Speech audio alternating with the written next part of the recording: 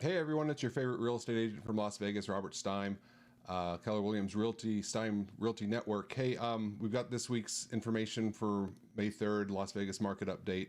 So I'm kind of starting to get concerned about the inventory levels here. I don't know if I'm ready to call it emergency yet, but we are getting to levels that are making me a little bit nervous about what's going to happen with the prices. So I want to kind of go over the details with you, and then here at the end, I'll kind of recap what's concerning for me from a buyer's perspective, we'll say, and then what I would do as a seller. So starting off here for May 3rd, the week ending here, the active listings has actually dropped yet another week. So every single week, again, since November 9th, we've dropped in inventory levels.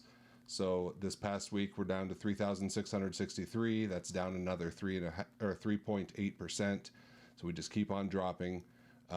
This is down over 55% since November 9th, that number that we were using, 8,223.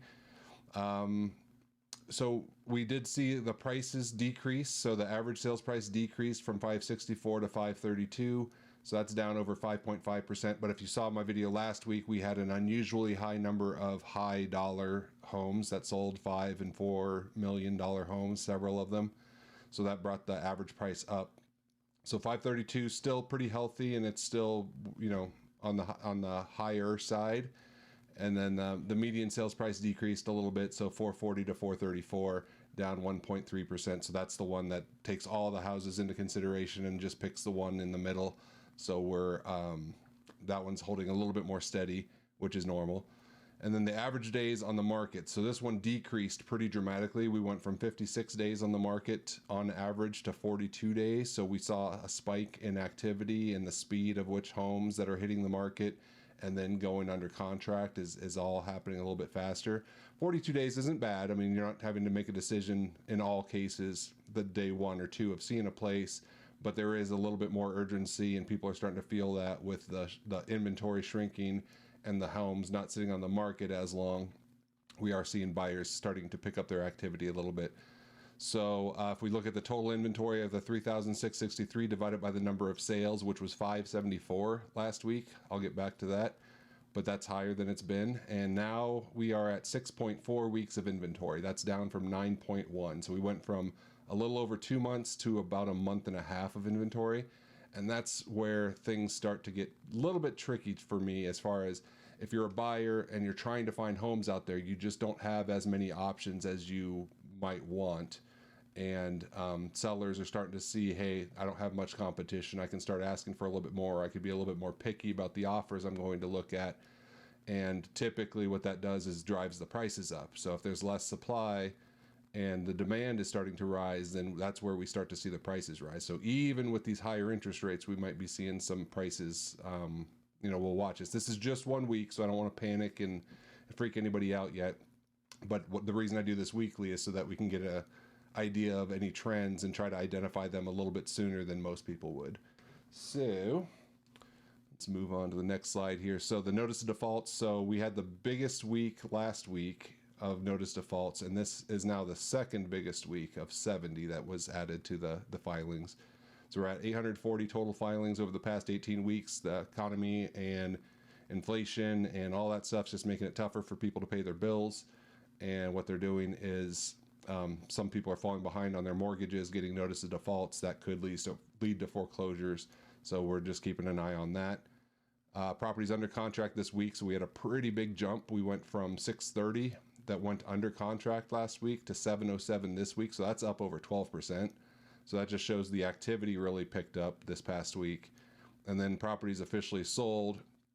So this number lags about 4 weeks, we'll say, by the time you make an offer on a home, get it accepted, and then have time for the lender to process the loan and complete the purchase of the home. That's about a 4-week lag. But this was a huge number. So it went from 418 to 574. So that's up over 37%. So right there, we're seeing, my previous videos we talked about, we're watching the interest rates. Are the interest rates going to come down and trigger a buying rush? Is the inventory going to come up and then trigger maybe a price decrease? Or, what are we going to see? And so far, the interest rates are staying pretty well level, but the inventory is shrinking. So that's what's kind of creating this urgency as we're heading into the spring and summer buying and selling season. We're just starting to see a little bit more buying and not as much selling. So, key factors driving the real estate market this week. We've got where's the new inventory? I'm still waiting. I'm still hopeful that we're going to see people that houses are starting to sell, so they start to put their houses on the market and decide to make that move and give us a little bit more to pick from. But we just still haven't seen it. We just keep dropping every week. Notice defaults still on the rise, so we know that. Interest rates influences the buyer activity, so those have stayed the same for the most part. The Fed did meet, raised rates another 0.25%, so we were kind of hoping they were done, but they're still fighting inflation, trying to do their thing over there. And that news usually, I mean, it doesn't have a direct result to the interest rates for a home mortgage, but that news that gets out there isn't usually positive for people that are rate shopping. So we'll see what that actually does to rates here in the next week or so. And then the acceptance of the new normal, the interest rates. So this increased buying activity with rates pretty much staying the same, I feel like that's now starting to feel like this is the new normal, and people are starting to accept that and moving on with life, that they do have to move and they do have needs, and they're willing to pay these higher interest rates now. So I think was just a matter of time. If the rates didn't come down, that was going to happen. And then last, I'm just going to recap a couple things here. So the 707 homes that were under contract, that's the most since May of 2022. So that's about a year ago. We had 773. So we haven't seen this level of activity since last spring. And that kind of makes sense, but also, with the short inventory, that's not super fun. And then 574 homes officially sold. So that's the most since May of 2022 also, which was 579. So we're just kind of seeing these higher numbers after several months of being slow. And then the 6.4 weeks of inventory, the low supply, rising demand, it looks like that might be the case. And then does that mean prices are going to be rising? I think that's what I'm leaning towards right now. I don't have a crystal ball. I don't know for sure. So if I was a seller right now, I would really consider, if I was thinking about selling, I think now is a pretty good time because you do have less competition. You see the activity picking up. Maybe you could be one of the front runners as far as getting your house on the market and taking advantage of the situation, and then we'll kind of see what happens from there. Buyers just have a little bit less leverage in terms of negotiating. But if I was a buyer, here's the tricky part, because if the prices might rise and if interest rates aren't going anywhere, then what do we do? Like, maybe we think about trying to buy something now if we can make the numbers work, and if it's responsible and fits your budget. If we can make those numbers work, I think it kind of makes sense to buy now. But also with the side hope that if the interest rates do correct, or not correct because it is what it is, but if the interest rates do retreat and come back down over time, maybe that's a year, maybe that's 2 years from now, then you've got a property that hopefully you're happy with.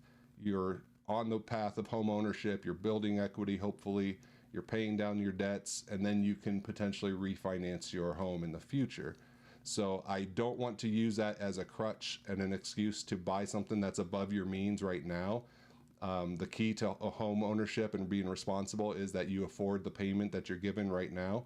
So I don't want anybody to go out there, see the higher interest rates, see a payment and say, you know what, I can't really afford this, but I'm going to do it anyways because I'm going to count on that refinance and I'm going to count on making more money. So that's how foreclosures and stuff do happen. So I want to caution people to not be irresponsible, but also, Vegas is tough. There's so much good stuff happening in Vegas. And if you look at a normal city or a normal town, if a business comes into town and it creates, 5,000 jobs, that's usually a big deal. And the housing typically goes up in value around that city when that sort of thing happens. It's just, more people want to move for those jobs. It creates a supply and demand issue. Builders take a while to catch up on building brand new houses. So with Vegas, we have that stuff happening all the time. I mean, you look at the last several years, we had the Golden Knights, the NHL team, come here. That created a whole bunch of jobs, a whole new stadium, an arena with concerts and events that they have there. And then the Raiders came, built a brand new stadium for them. Now we just got news about the Oakland A's becoming the Las Vegas A's, and they're going to build another stadium near the Strip. So that's more construction jobs, more vendor jobs, more everything. And you think of all those things just stacking and stacking and stacking. I mean, man, Vegas is such a cool place, and it's no wonder people are moving here. And you also might have seen the article that Vegas was number 2 as far as the most moved to city. So I think Houston was number 1, we were number 2. So people are flocking to Las Vegas. All those signs point to higher demand and rising prices. So yeah, I don't think you would go wrong buying now. I think it makes sense. I always promote home ownership over renting, except for rare situations where you need that mobility. So anyways, let me know what you think. You can agree, disagree. I'm just one person and I do this for a living, but that doesn't mean I'm right about everything. So this is just my interpretation of the data, and that's why I share it with you guys. So I want you to draw your own conclusions and either agree, disagree, or ask questions. That's solely cool. So my information's below here. I appreciate you guys. If you want to reach out directly, I'm always around.